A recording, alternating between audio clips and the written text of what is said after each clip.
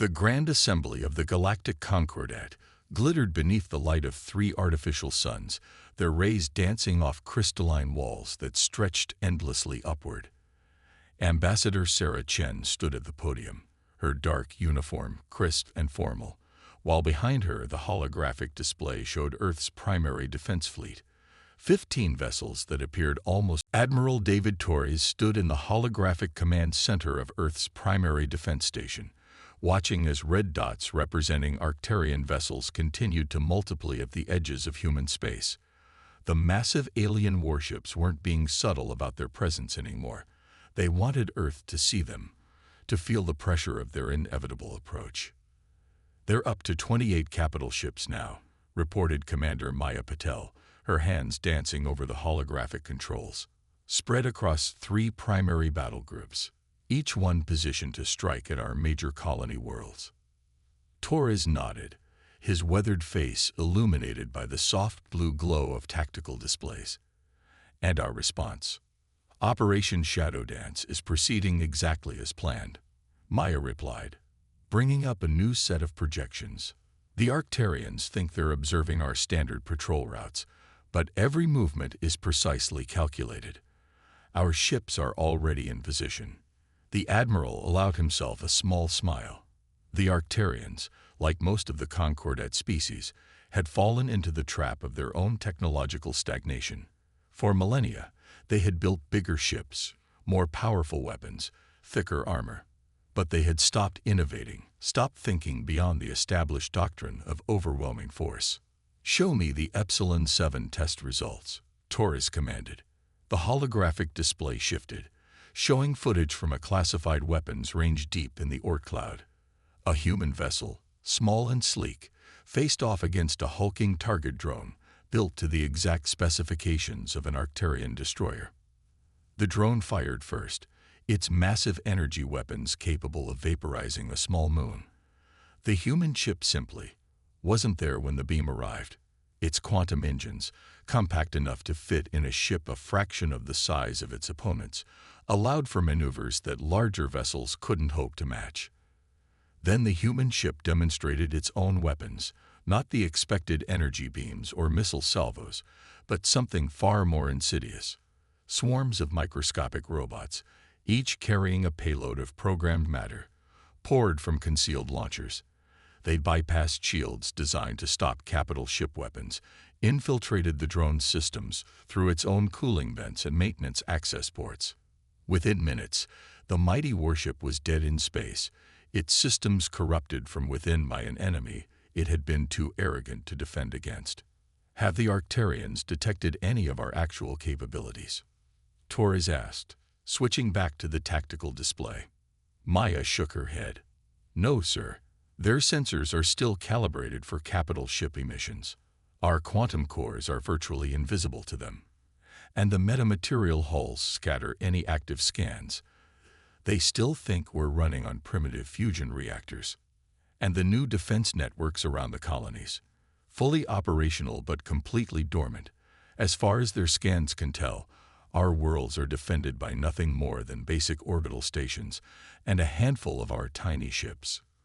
Torres studied the positions of the Arcturian battle groups. Their formation was textbook, designed to deal with enemies who fought the way they did, with huge ships engaging at long range in set-piece battles. They had no concept of the war they were about to start. "Message from Ambassador Chen," Maya announced. "The Arcturian delegation has officially declined our offer of joint military exercises. Instead, they're proposing a security partnership that would place all human worlds under their protection." "How generous of them," Torres said dryly. "I assume they included the standard threats about piracy and the dangers facing developing civilizations." "Almost word for word from their usual playbook," Maya confirmed. "They're not even trying to be original anymore." Torres took a moment to consider the pieces in play. The Arcturians were following a strategy that had worked for them countless times before. Intimidate a younger species with shows of force, offer protection that amounted to vassalage, and absorb another sector into their empire without firing a shot. But humanity had spent decades preparing for this moment. Every primitive design choice in their ships had been carefully calculated. Every apparent weakness was a carefully crafted deception. Even now, microscopic sensor platforms were seeding themselves throughout the Arcturian formation, mapping every detail of their ship's capabilities. "Send word to all fleet commanders," Torres ordered. "Initiate Phase 2 of Shadow Dance. Let's show our friends that size isn't everything." As Maya transmitted the orders, Torres watched the tactical display shift. The human ships began moving in new patterns, seemingly random adjustments to their patrol routes. To the Arcturians, it would look like nervous reactions to their presence. In reality, each movement was positioning a devastating new capability exactly where it needed to be. "They're still laughing at us," Maya noted, reviewing the latest intelligence from the Concordat. "Good," Torres replied. "The best surprises come when your opponent is too busy laughing to see what's really happening." "How long until they make their move?" "Based on their current force buildup and historical patterns, intelligence gives it 3 days at most." Torres nodded. 3 days until the Arcturian Empire learned that humanity's greatest weapon had always been its ability to think differently. 3 days until they discovered that while they had been building bigger ships, humanity had been changing the fundamental rules of space warfare. "Transmit my compliments to all ships and stations," he said quietly. "Tell them the wait is almost over." The pieces were set. The trap was ready. All that remained was for their overconfident opponents to spring it. The first attack came at dawn, Earth Standard Time. The Arcturian battle fleet dropped out of hyperspace near the colony world of New Eden. 40 ships strong. Their massive forms blotted out the stars, energy weapons already charging as they moved into attack formation. Captain Sarah Rodriguez watched them from the bridge of the EDS Swift, one of just 3 human vessels currently visible in the system. Her ship, like all Earth Defense Force vessels, was barely larger than the Arcturian support craft.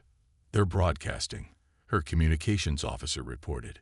"System-wide, all frequencies." "Let's hear it," Rodriguez ordered, though she already knew what was coming. High Commander Vexthor's voice filled the bridge, dripping with false concern. "Attention, human colony of New Eden. Your world has been deemed at risk from pirate activity and external threats. The Arcturian Empire, in its benevolence, is assuming protective custody of this system. Your defensive forces are ordered to stand down and prepare for boarding. Resistance will be unfortunate." Rodriguez exchanged glances with her crew.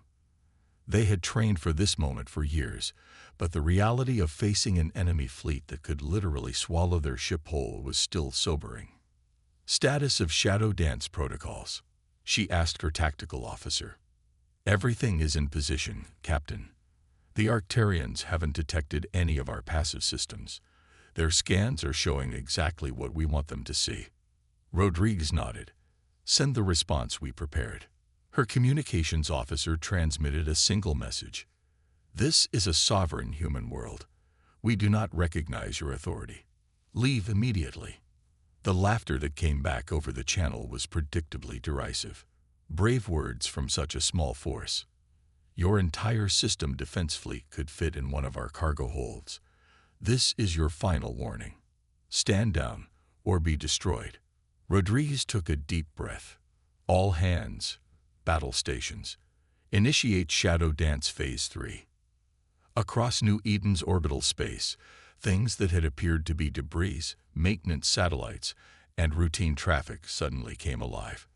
Microscopic machines that had been seeded throughout the system over months of careful preparation activated. The trap was sprung. The first sign that something was wrong came from an Arcturian destroyer at the edge of their formation. Its shields flickered, then failed completely. Before their command could react, 3 more capital ships reported similar failures. "Impossible." Vexthor's voice boomed over the still-open channel. "Their weapons aren't even in range." But humanity wasn't fighting with conventional weapons. The swarms of nanoscale robots that had infiltrated the Arcturian ships weren't trying to destroy them. They were simply changing them. Reprogramming their shield generators, altering their weapon signatures. creating microscopic gaps in their supposedly impenetrable defenses. "Launch the primary attack," Rodriguez ordered. From the surface of New Eden, hundreds of small objects lifted off. The Arcturian sensors registered them as civilian traffic, trying to flee the conflict. They weren't. Each launcher contained thousands of quantum-linked combat drones, no larger than insects. As they approached the Arcturian fleet, they linked together into complex networks, sharing data and coordinating their actions through quantum entanglement channels that were completely invisible to conventional sensors. "Enemy vessels firing," her tactical officer reported. The massive energy beams from the Arcturian ships lit up space and hit nothing. The 3 human vessels had already moved, their quantum engines allowing maneuvers that defied the enemy's targeting predictions. They danced between the beams like leaves in a hurricane, each near miss exactly calculated. "Status of the swarm?" Rodriguez asked. "Achieving optimal penetration. Arcturian point defense systems are still trying to target capital ship-sized threats. The swarm is literally too small for their weapons to lock onto." On her tactical display, Rodriguez watched as the mighty Arcturian fleet began to discover the true nature of human military technology. Their massive ships, designed to fight enemies of similar size and capability, were being undone by enemies they couldn't even see. The quantum-linked swarms infiltrated their hull through microscopic gaps, bypassed their internal security through sheer size advantage, and began their work. Ship after ship reported cascading systems failures as their own technology was turned against them. "Ma'am," her sensor officer called out, detecting multiple enemy ships charging emergency jump drives. "They're trying to retreat." But it was too late. The swarms had already compromised their faster-than-light systems. The mighty Arcturian battle fleet was trapped. "This is Captain Rodriguez to all enemy vessels," she broadcast. "Your ships are now under our control. Any attempt to activate self-destruct systems will fail. You have 2 choices: surrender, or we'll be forced to demonstrate exactly how complete our control of your systems has become." For several long moments, silence filled the communications channels. Then, finally, High Commander Vex Thor's voice returned, all traces of condescension gone. This is impossible. What kind of weapons are these?" "The kind you were too busy laughing at to notice," Rodriguez replied. "Now about that surrender." As the Arcturian fleet began powering down their remaining active systems, Rodriguez sent a brief encrypted message to Earth Command. "Shadow Dance Phase 3 complete. New Eden secured. Enemy fleet neutralized without capital ship engagement." The response came back almost immediately. "Well done, Captain. But stay alert. This was just the first wave. The real war is about to begin." Rodriguez looked out at the massive, now helpless enemy ships. Earth had won this battle by changing the rules of engagement, by fighting in ways their enemies couldn't understand or counter. But she knew the Arcturians wouldn't take this humiliation lightly. The next wave would come soon, and it would come with the full might of an empire that had just learned it was no longer invincible. The Arcturian response came 3 days later, and it came with the fury of an empire whose pride had been wounded. 200 capital ships, including their legendary dreadnought Eternal Night, emerged from hyperspace across 3 human colony systems simultaneously.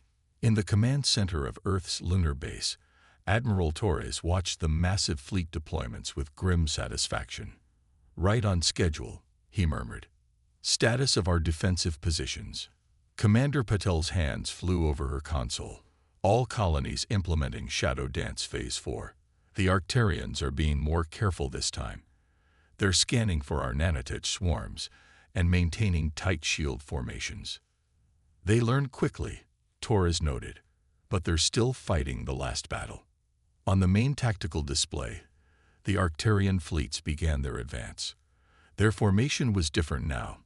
Layers of overlapping shields, point defense systems configured to target even microscopic threats, and electronic warfare suites running at full power to detect any approaching swarms. They've adapted to everything we showed them at New Eden, Patel observed. Their electronic countermeasures would completely neutralize the tactics we used there. Torres smiled. Exactly as we planned. Send the signal to all fleet commanders. Commence Operation Quicksilver.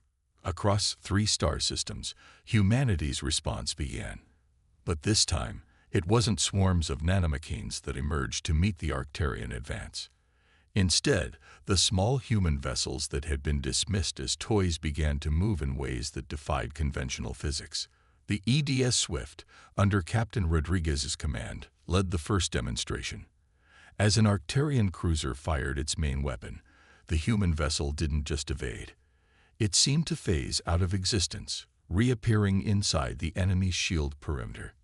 Quantum displacement drive functioning perfectly, Rodriguez reported as her ship danced between enemy vessels that dwarfed it. The Arcturians' targeting systems can't handle our translocation rate. The quantum displacement drive was humanity's true breakthrough, not merely an engine, but a way to briefly shift ships partially out of normal spacetime. It made their vessels virtually impossible to hit, allowed them to bypass shields designed to stop conventional attacks, and let them execute maneuvers that larger ships couldn't hope to match. Multiple enemy ships reporting critical system failures, Patel announced. Our proximity strike packages are performing exactly as designed. The Arcturians had prepared for another swarm attack, but this was something entirely different. Each time a human ship passed close to an enemy vessel, it left behind something far more dangerous than nanomachines, quantum-entangled disruption devices that phased directly through hull plating. In the Centauri colony system, the Eternal Night itself led the Arcturian assault. Its commander, High Admiral Quex, had sworn to restore the Empire's honor after the humiliation at New Eden. His ship was the size of a small moon, armed with weapons that could crack planets. Enemy vessels approaching, his sensor officer reported. Only 5 human ships, my admiral. Quex watched the tiny vessels with contempt. They dare to face the Eternal Night with these insects. Open fire with all batteries. Let's show them what real military power looks like. The dreadnought's weapons fired, enough firepower to vaporize a conventional fleet. But the human ships moved in ways that seemed to ignore the laws of physics, passing through the barrage like ghosts. Impossible, Quex roared. Nothing can move like that. Nothing can. His words were cut off as alarms blared throughout his mighty vessel. The human ships had penetrated his layered defenses as if they didn't exist, and now his own systems were turning against him. My admiral, his engineering chief called in panic. They've quantum-locked our reactor core. We can't power weapons, can't jump to hyperspace. We can't even move. Across all 3 systems, the pattern repeated. The Arcturian fleets, for all their size and power, found themselves being dismantled by an enemy they couldn't effectively fight. Their massive ships, designed for long-range combat against similar vessels, were helpless against opponents that could simply ignore the conventional rules of space warfare. Enemy fleet commanders signaling their surrender, Patel reported, pride evident in her voice. All 3 systems secured. Total human casualties, 0. Torres nodded, studying the tactical display. The mighty Arcturian armada, pride of an empire that spanned 1,000 worlds, had been defeated by ships they had laughed at just days before. Send word to Ambassador Chen, he ordered. Tell her to inform the Concordat that Earth is still interested in membership, but will be negotiating from a position of strength this time. As the reports of victory flowed in, Torres reflected on the irony. The Arcturians had spent centuries building bigger ships, more powerful weapons, stronger shields. They had become so focused on raw power that they had forgotten the most important lesson of warfare. It's not the size of the ship that matters, but the innovation of its builders and the skill of its crew. Humanity had just changed the face of galactic warfare forever, and they had done it with ships that could fit in an Arcturian vessel's cargo hold. The grand assembly of the Galactic Concordat was silent as Ambassador Chen stood at the podium once again. Behind her, the holographic display showed the aftermath of the Arcturian defeat, their mighty capital ships now powerless, surrounded by the tiny vessels they had once mocked. 3 days, Chen said into the silence. That's how long it took for Earth's defense forces to neutralize the largest military offensive in recent galactic history. We disabled 200 Arcturian capital ships, including their flagship Eternal Night, without losing a single human vessel. The quiet in the chamber was profound. Gone were the laughs, the dismissive smirks, the condescending glances. Now representatives of the most powerful civilizations in known space watched Earth's ambassador with something new in their eyes, respect tinged with fear. Grand Arbiter, Clara spoke first, her 4 eyes blinking in sequence. The Concordat has reviewed the battle footage from all 3 systems. What we witnessed, it defies conventional military doctrine. Your ships moved in ways that should not be possible. Innovation often appears impossible until it's demonstrated, Chen replied. Humanity chose not to compete in traditional ship design because we sought its limitations. Instead, we developed technologies that changed the fundamental rules of space combat. From his position in the gallery, now disgraced High Commander Vex Thor watched silently. His once proud bioluminescence was dim, his scales dulled by the shame of defeat. The Arcturian Empire's military reputation, built over millennia, had been shattered in less than a week.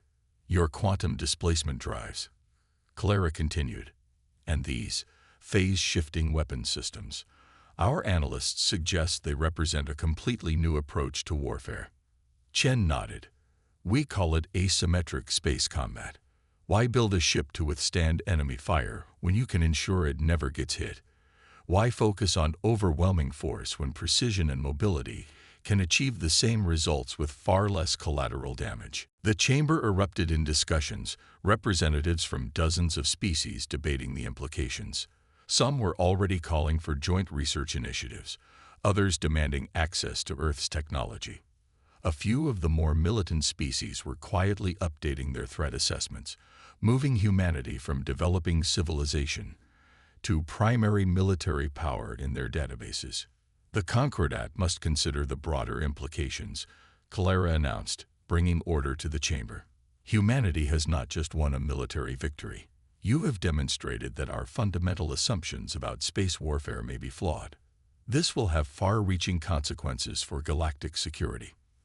That's precisely why Earth is reaffirming its petition for Concordat membership, Chen replied. We don't seek dominion or empire.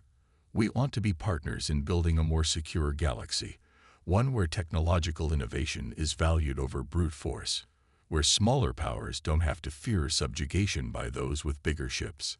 As if to emphasize her point, the holographic display shifted to show Earth's new defensive doctrine in action. A single human vessel, hardly larger than a shuttle, executing maneuvers that made capital ships obsolete. Quantum displacement drives allowing ships to bypass the strongest shields. Precision strikes that disabled rather than destroyed, minimizing loss of life, even in full-scale combat. The age of the dreadnought is over, Chen continued. The future belongs to those who can adapt, innovate, and think beyond traditional limitations. Earth is offering to share our advances, under appropriate safeguards, with all Concordat members who commit to maintaining galactic peace. Clara's decision was unanimous, supported by even those species who had recently dismissed humanity as primitive. Earth was accepted into the Concordat, not just as a member, but as a full military partner with seats on all major defense councils. As the session concluded, Shen received one final message from Admiral Torres. Shadow dance protocols being adapted for peacetime operations. Fleet standing ready to protect Concordat space. The galaxy is changing, and humanity will help guide that change. In the days that followed, military doctrines across known space began to shift. The age of massive warships and overwhelming force was giving way to a new era of precision, efficiency, and innovation. Species that had spent centuries building bigger ships now raced to develop smaller, more advanced vessels. And in orbit around Earth, the first class of mixed-species officers began their training in the new techniques of quantum combat. They learned that true strength lay not in the size of their ships, but in the power of their ideas, not in the ability to destroy, but in the wisdom to find better solutions. Humanity had entered the galactic stage as a seemingly primitive civilization, with laughably small ships. They had emerged as pioneers of a military revolution, proving once again that the greatest power often comes in the smallest packages, and that those who laugh first don't always laugh last.